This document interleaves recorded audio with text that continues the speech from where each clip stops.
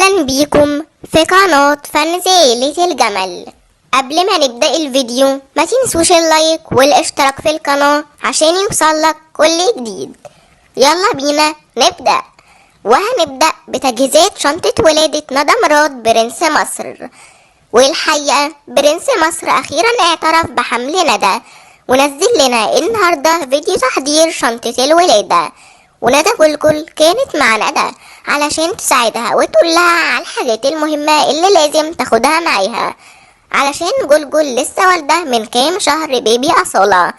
ومن خلال الفيديو عرفنا ان ندى هتجيب ولد علشان كانت بتقول انا جبتله، وكمان هدومه كانت لونها ازرق.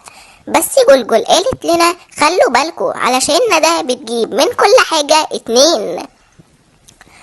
يعني ندى جلجل قصدها ان ندى حامل في توأم، بس احنا لاحظنا ان البطانية بتاعت البيبي ندى كانت جايبة واحدة بس، وطبعا البطانية من الحاجات المهمة. يعني لو ندى حامل في توأم كانت لازم تجيب بطانيتين، واحنا بنقول ان ندى مش حامل في توأم. وندى مراد برنس مصر كانت بتقول انها كانت عايزة تخلي مفاجأة الحمل في فيديو واحد، وهو هيبقى فلوج الولادة على طول.